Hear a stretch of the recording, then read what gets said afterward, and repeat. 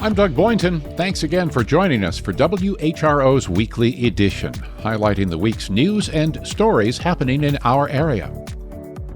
Here are the top stories as we jump into summer. WHRO speaks with the head of Habitat for Humanity of Hampton Roads about high land prices and looming tariffs are impacting the group's affordable housing mission. The blue crab population continues to decline in the Chesapeake Bay. The exact cause continues to elude scientists. And ahead of Pride, WHRO's Barry Graham examines the impact that athletics had on acceptance for the gay community in Hampton Roads. We'll get into these stories and more, but first, this news update from NPR.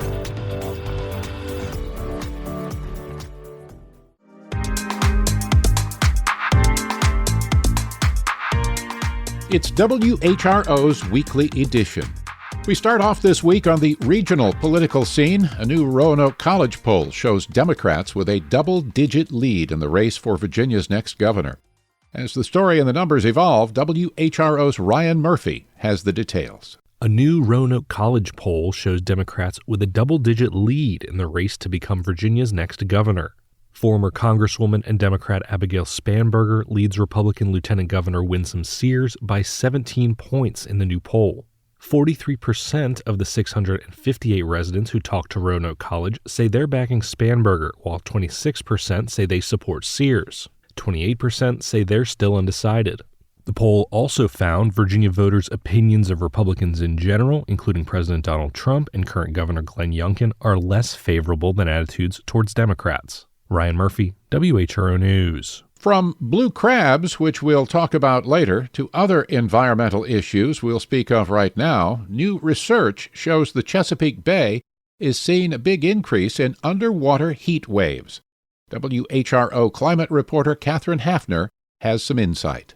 A marine heat wave means a stretch of days or even weeks when water in the bay is unusually hot. Oceanographer Jacob Wenegrat is part of a team at the University of Maryland that studied 2 decades of satellite temperature data. Over that time, the frequency of marine heat waves approximately doubled, and that's likely due to this sort of slow warming. They found some differences between the upper and lower parts of the massive Chesapeake Bay watershed. Here in Virginia, marine heat waves appear to be less frequent but last longer. Hotter water can kill seagrass, impact local fisheries, and allow harmful algae to thrive. Wenegrat says there's nothing local officials can do to prevent heat waves, but they can work on ways to predict and adapt to them. Catherine Hafner, WHRO News. Pride Month begins next Tuesday. Ahead of the month-long observance, local LGBT service organizations are calling on the state to restore grants supporting HIV treatment and prevention. WHRO's Nick McNamara reports. The LGBT Life Center lost $600,000 since 2024. Minority aid support services, with offices in Norfolk and Newport News, lost more than $550,000. Life Center CEO Stacy Walls says the cuts defund proven and life-saving programs built over 25 years with no plans to replace them. Representatives of the Life Center and other nonprofits say the cuts will come at the cost of medical care for uninsured people with HIV and reduced case management staff that help newly diagnosed people get and keep insurance to stay in long-term treatment. The highest rates of new HIV diagnoses are found in southern states. Hampton Roads has some of the highest rates in Virginia. Nick McNamara, WHRO News.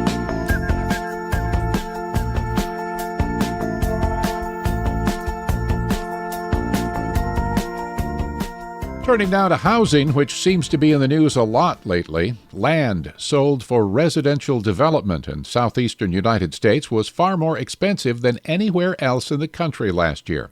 Frank Hrushka leads Habitat for Humanity of Hampton Roads. He spoke with WHRO's Ryan Murphy about high land prices and looming tariffs are having an effect on the group's affordable housing mission. Frank, thanks for being here. What's Habitat's biggest limiter or bottleneck to actually getting homes built? The bottleneck is several, like driving on the interstate, there's different places where they hit choke points. The first one is land. The acquisition of land is a starting point for any home construction. And as we see here in Hampton Roads, Land prices are still going higher every year because we're becoming landlocked. Cities like Virginia Beach, Norfolk, Chesapeake, even Portsmouth is now landlocked. The opportunities out in Suffolk and going out west to Smithfield is where the opportunities are. The issue by land out that far west is most of the jobs are here in Norfolk and Virginia Beach and Chesapeake. So low-income families do not want to make that commitment to live far away, but put pressure on us to buy land closer to where the employment centers are. How do these increasingly expensive land prices impact Habitat's mission? Our home building has not suffered. What actually suffered is the quality of the families need to be higher now, where beforehand, we could take people on the lower end of the income bracket. We need to go a little bit higher now. But as land prices increase, the property taxes on the houses increase. So therefore, it puts more pressure on the homeowner's monthly budget. So the average Habitat homeowner has between 2 and 3 children. So of a single mother with 2 children, the minimum income is $48,000 and the maximum income is $76,000. The homes are not free. The homeowner buys it based on the income, and we charge them 30% of their gross income. So if someone making $48,000 a year, that's $4,000 a month, 30% is $1,200. After you take away the property taxes and the homeowners, which is the homeowner insurance, which are both increasing, as you see in the news, that leaves less and less for the mortgage. So at the end of the day, if that family needs $500 for property taxes and homeowners, that only leaves about $800 for the mortgage. Habitat cannot recoup our expenses at that level, so we either need additional donations to make up for that delta, or we got to find someone in the high end bracket, someone making $72,000. They can afford $600 a month. So at the end of the day, we try to help the best families, but once in a while, economics come into play, and that's why I need more support from the community, as I can get donations to offset the price of construction. There's less money I got to recoup at closing. Land is your biggest expense for building new homes, but it's not the only one. Building materials spiked during the pandemic, and now tariffs are threatening to increase costs even more. How are you navigating that? Habitat is a small business, although we're a nonprofit, we're a small business. We have a small construction fund that people donate to that gives us the ability to pre-buy materials when needed. And we see the same then during the COVID, when we had supply chain and prices went up and they came back down. And then a couple of years ago, we had a little bit of inflation run away and prices went up. And now with the threat of tariffs, prices may go up again. What we have done, as I told you, we're about to break ground on 2 houses in Norfolk, hopefully in June and not by July. We pre-bought our lumber. When President Trump made his announcement on April 2nd, we contacted our vendor and we bought enough lumber to buy those 2 houses. And that was only possible because of a construction fund that people donate to that allows us to have working capital so we can take advantage when the prices are lower. And I think you see that with any small business or any large business. They buy when they can and they try to avoid buying when they have to. Still ahead on Weekly Edition, the USS Truman is headed back to Norfolk after an eventful deployment at sea. But first, the Suffolk School Board approved policy changes for transgender and non-binary students to align with Governor Glenn Youngkin's 2023 model policies. WHRO's Nick McNamara reported that story. Beginning in July, students must use pronouns that align with their gender assigned at birth unless a parent submits a written request. School employees cannot be compelled to use them. The board's vote also strikes specific discrimination protections based on gender identity, requires students' gender identity to be shared with parents even if the student objects, and mandates sports participation and bathroom use to follow a student's gender assigned at birth. Suffolk Nansemond NAACP President Valerie Boykin called the changes ideologically driven. How can we expect our students to become confident and engaged members of society if we deny them the right to be their true selves in the one place where they are required to spend most of their day? Board member Kimberly Slingleff says the division still has general policies on bullying and discrimination that apply to all students. Nick McNamara, WHRO News. And we should mention Suffolk Public Schools is a stakeholder in Heretta, which holds the license to the WHRO stations. In Virginia Beach, Memorial Day has traditionally been a time to celebrate strawberries. But the changing climate means crops are coming earlier in the year.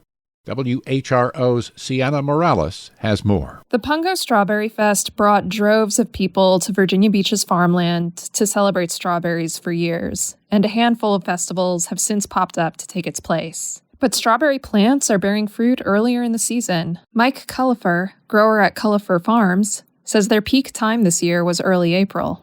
We had a tremendous amount of fruit early on, and since then it's been kind of like the ocean. They kind of come in waves.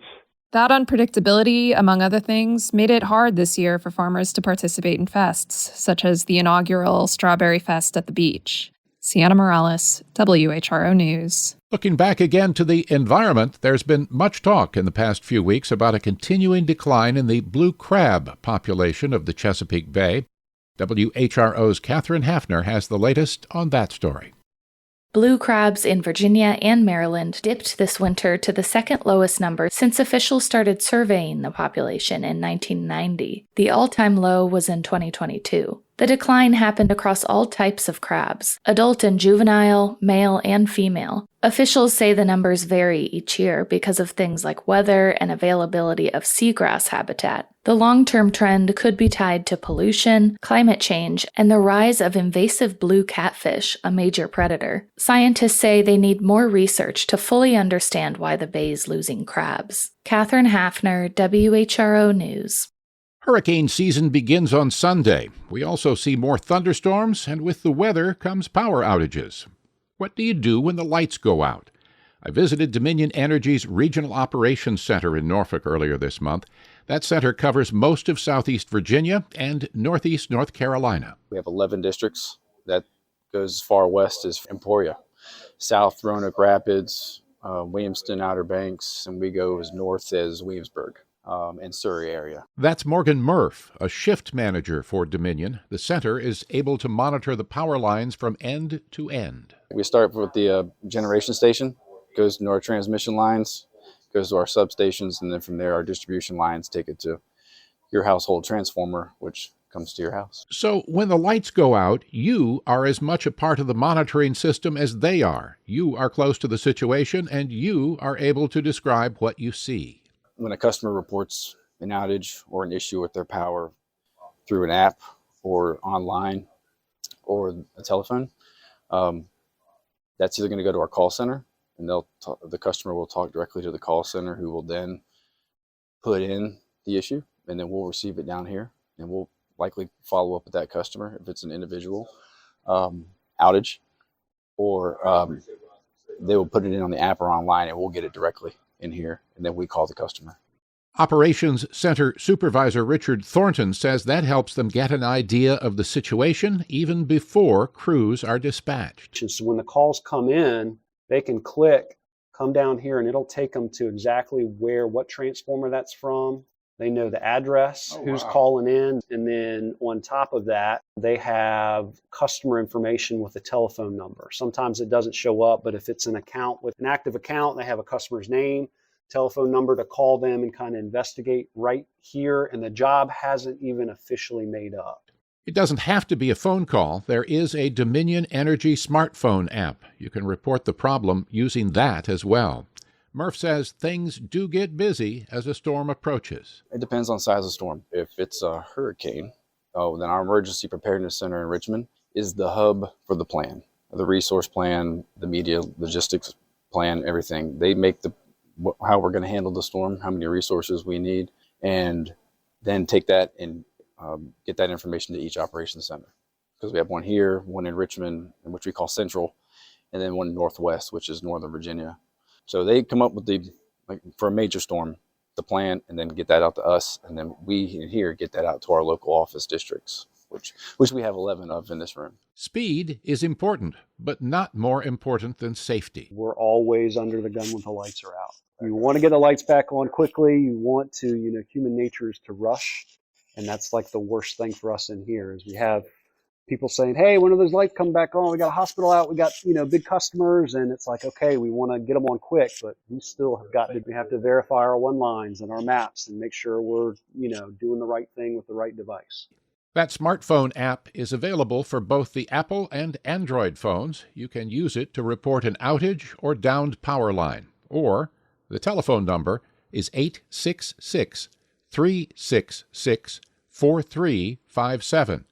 That's 866-366-4357. This is WHRO's Weekly Edition. Remember, for any stories you've missed, you can visit us on the WHRO smartphone app or all social media platforms. State and local leaders gathered at the Norfolk waterfront last week to officially launch preparations for a big maritime celebration next summer. WHRO's Catherine Hafner has the details. Sail 250 will feature an international fleet to commemorate America's founding in 1776. Norfolk is one of a handful of host ports nationwide. Standing on a dock below the American Rover downtown, Governor Glenn Youngkin said America was made in Virginia. And therefore, could it be any more appropriate to come together at this time next year and welcome 60 vessels from 20 countries that will sail into this mighty harbor and once again help us remember that America is a lot more than just a declaration. Tall ships will make their way through Hampton Roads, including stops in Cape Charles, Yorktown, and Smithfield. The main event in Norfolk will include a 26-mile parade of sail. Officials ended this week's launch with a preview of what you might hear next June. Let it blow. Catherine Hafner, WHRO News. The USS Truman is returning to Norfolk after an eventful deployment. WHRO military reporter Steve Walsh reports that story. The Truman left Norfolk in September. The Navy confirms it is in the Atlantic as it makes its way back to Hampton Roads. The carrier stopped briefly in the Mediterranean Sea to take part in a NATO exercise. USS Truman and its strike group spent most of their time in the Red Sea, where they constantly engaged with Houthi rebels in Yemen as part of an operation to keep international shipping open in the region. Since December, the carrier has lost 3 F-A-18s in separate incidents. USS Truman also collided with a merchant vessel near Egypt, which led to the captain being fired. No one was seriously injured in any of the accidents. The carrier and its crew of 5,000 sailors is expected to arrive home in less than 2 weeks. Steve Walsh, WHRO News. The Chesapeake Bay Foundation recently took students from Norfolk's Ocean View Elementary out on the Elizabeth River to learn about marine life. WHRO's Catherine Hafner tagged along. More than a dozen fifth graders climbed onto the nonprofit's boat ready to see, hear, and touch as many animals as possible. They brought along buckets of oysters to release into the river. Then it was time to survey what's underwater with program manager Josh Gilliland. All right, y'all ready to see what kind of fish we got out here? Yeah! They pulled up a net. Heave! Heave! And found a bounty including mantis shrimp, jellyfish, anchovies, and baby menhaden. Along the way, students also spotted ospreys sitting atop nests. Here's 11-year-old Cordelia Doherty's review. Probably the coolest part about the trip is everything. It's just so cool. Catherine Hafner, WHRO News. Pride Month kicks off this Sunday, so WHRO's Barry Graham took a look at the role of organized athletic leagues in creating more visibility and acceptance for the gay community. Norfolk's gay community centered itself in the Ghent neighborhood of Norfolk by the late 70s. It wasn't unusual across the country for gay ghettos, a defined space where the community could feel at ease with bars, coffee shops, and an accepting culture. Locally, the gay community took 2 dramatic steps towards visibility. One was the infamous Anita Bryant protest in 1977, when activists confronted the famed anti-gay evangelist at Scope. The second was the emergence of several athletic teams, including softball and volleyball. The volleyball games were extremely popular and played in Ghent's Stockley Gardens. What started as small pickup games on Sunday afternoon soon began to attract hundreds of mostly gay men. By and large, it was a younger demographic ready to push the boundaries of what the gay community had traditionally done. One could slip into a bar in downtown almost anonymously. Few people ventured there after dark. But to openly participate in a gay athletic team meant coming out. Fred Osgood was a journalist for the gay newspaper Our Own. He says the emergence of these games helped push the gay community out of the confines of a dark bar. I think there's no doubt that having the outside sport and being outside definitely was a break with that mentality of sneaking into bars. Who we remember, they had their windows painted dark and the insides were dark and it was all dark, all to sort of keep anonymity alive and, make people feel safe. Nationally, gay-themed sports teams were part of a broader movement by the gay community. In the 1980s, public attitudes were changing with greater acceptance and visibility. Locally, in 1985, a small group of supporters launched a softball league. It quickly grew, counting 14 teams from across the region. In 1986, it hosted a national gay softball tournament. A popular women's softball team was also formed. Gay sports were out and open. Fred Osgood says teams were coming to play from all over the country. All over the eastern part of the country, yeah. I don't know how much further than Chicago they went. It seems to me we had like a team from Florida. I know we had one from Boston, New York. It was challenging for them to, get enough ball fields to be able to do this. Stonewall Sports, named after the famed 1969 uprising, started with a kickball league in Washington, D.C. Today it has expanded with chapters across the country. The Stonewall Bowling League here is flourishing, taking over Indian River lanes on Sunday afternoons. Bowler Andrew Roberts says it's a diverse crowd and gives the community an opportunity to meet in venues other than clubs. It's a great distraction on a Sunday afternoon. I think this is our 4th or 5th year doing it, but it's just great to come together as a community and be in a safe space and have the ability to be ourselves, really. Bowler Stephen Hart said he isn't surprised that the bowling league has become so popular. It attracts not only the gay community, but also allies. There are allies that are bowling here. Parents, straight couples that are bowling because they might have a gay sibling. It's not just gay and lesbian and transgender people here bowling. There's a lot of allies. As Pride Month unfolds, with its flurry of rainbow flags, proclamations, parades, and festivals, it's quite remarkable to look back and see how Sunday afternoon pickup volleyball and softball games help move the gay community into becoming more visible and accepted. For WHRO News, I'm Barry Graham.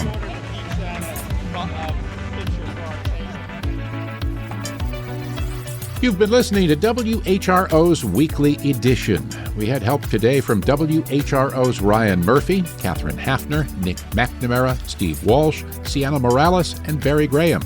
And thanks as always to Connor Worley, who produced today's show.